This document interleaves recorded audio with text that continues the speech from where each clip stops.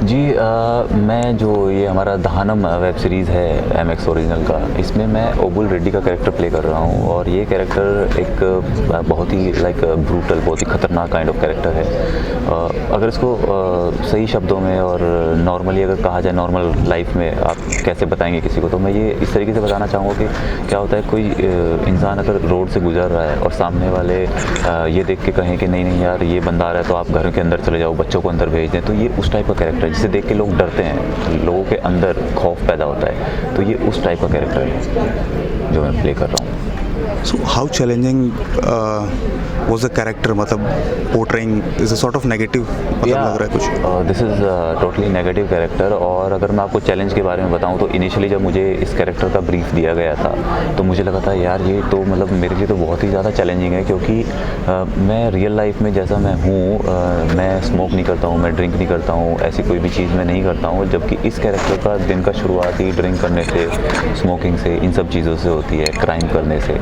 तो इनिशियली मुझे लगा कि यार ये बहुत टफ़ है मेरे लिए। और बट क्या होता है कि एज एन एक्टर जब आपको कोई टफ़ चीज़ करने को दी जाती है तो उसमें एक अलग ही मज़ा होता है। सो कुछ 1-2 दिन का वो था दौर जब मुझे थोड़ा सा लगा स्मोक करते हुए थोड़ा सा प्रॉब्लम हुई, ऑब्वियसली होगी जब आपने कभी स्मोक नहीं किया है। तो बट 2-3 दिन के बाद मैं इस कैरेक्टर में इतना ढल गया कि जब मुझे सेट पे आवाज़ लगाई जाती थी अभिलाष, तो वो मुझे नहीं सुनती थी, जबकि मुझे ओबुल अगर कोई बोलता था तो I am just like yes sir.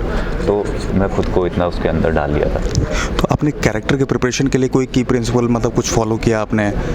मतलब जी इस कैरेक्टर के लिए ऐसा कुछ खास वर्कशॉप या ऐसा कुछ नहीं किया मैंने, बट हाँ इस कैरेक्टर के लिए मैंने अपने आप को मानसिक रूप से तैयार किया। मानसिक रूप क्या होता है कि जब आप एक कैरेक्टर को आप बार बार उसकी ब्रीफ को समझते हैं ना, उसको अपने दिमाग में इस तरीके से आप पढ़ के उसके बारे में सोच के यार ये कैरेक्टर इस तरीके से सामने वाले को देखता है, ये कैरेक्टर की सोच ऐसी है, ये कैरेक्टर ऐसे चलता है, ये कैरेक्टर वैसे करता है। तो क्या होता है कुछ शुरू के 3-4 दिन ऐसे होते हैं कि जब आप नींद में भी ना उसी कैरेक्टर के बारे में सोच रहे होते हो। तो I was like that only. और मैं हर एक कैरेक्टर जब भी मुझे आज तक जो भी मैंने काम किए हैं ना, जो भी मुझे कैरेक्टर्स मिले हैं, तो मेरा वैसे ही होता है। स्टार्टिंग के जो मेरा शूट शुरू होने से पहले का जो फेज़ होता है ना, मैं अपने आप यकीन नहीं करेंगे कि मेरे सपनों में भी मैं उसी के बारे में सोचता रहता हूँ और मुझे सपने भी उसी टाइप में आते हैं कि यार मैं इस कैरेक्टर के बारे में पढ़ रहा हूँ, सोच रहा हूँ, मैं प्ले कर रहा हूँ, उस कैरेक्टर को कैसे प्ले कर रहा हूँ। तो वो 3-4 दिन का जो इनिशियली मेरा स्टार्टिंग का फेज़ होता है ना, वो मेरा फेज़ होता है थोड़ा चैलेंजिंग और वही मेरी प्रिपरेशन होती है। उसके बाद फिर एकदम सब स्मूथली होता जाता है और उस कैरेक्टर के अंदर मैं खुद को डाल लेता हूँ।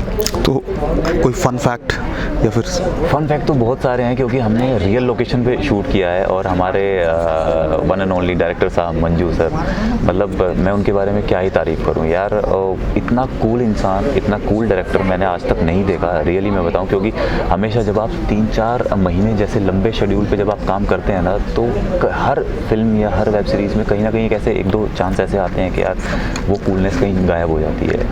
कुछ ऐसा हैक्टिक शेड्यूल कह लो या फिर कुछ ऐसी चीज़ें कह लो कि वो कामनेस, वो कूलनेस जो होती है, वो एनवायरनमेंट थोड़ा सा ऐसा टेंशन में आ जाता है। बट यहाँ पे बिलीव मी पूरे 2.5-3 महीने के शेड्यूल में कहीं एक बार भी एक ऐसा पॉइंट नहीं आया कि हमारी वो एनवायरनमेंट जो था वो कहीं थोड़ा हैक्टिक हुआ हो या कुछ ऐसा हुआ हो। नहीं, पूरा एकदम स्मूथली सब कुछ स्टार्ट टू एंड इतना स्मूथली चला। और इतना लाइक ऐसे माहौल में, इतनी गर्मी थी वहाँ पे, हम लोगों ने इतना इन्जॉय किया वहाँ पे।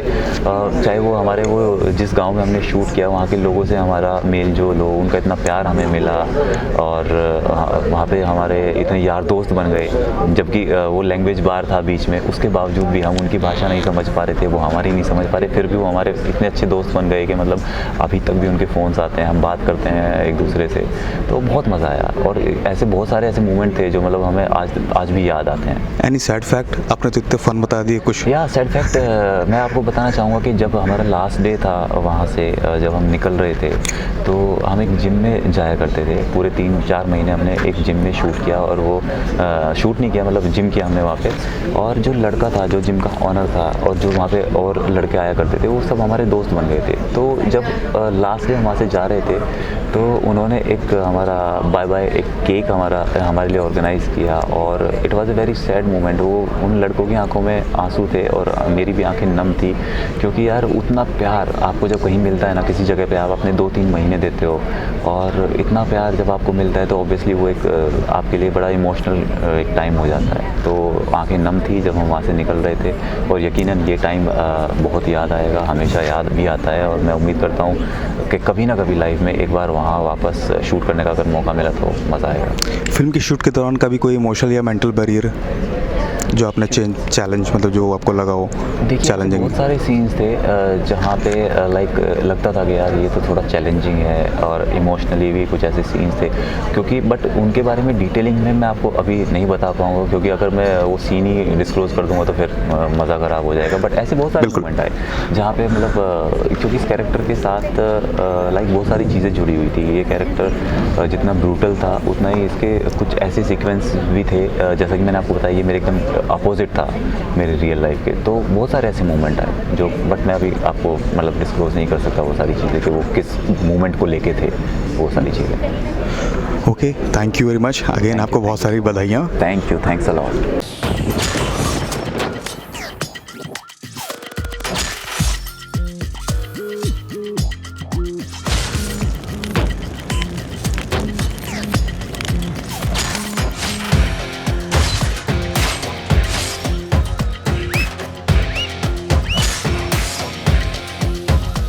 यहाँ दहशत का व्यापार है और नफरत का बाजार है।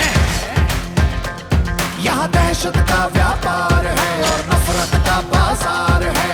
मौत हवा में बहती है और मिट्टी भी खूंखार है। पानी से सस्ता खून है, सबका अपना कानून है। अंगार सबकी आंखों में और धरती लहूलुहान है। दहनम दहनम ये दहनम दहनम दहनम दहनम ये दहनम दहनम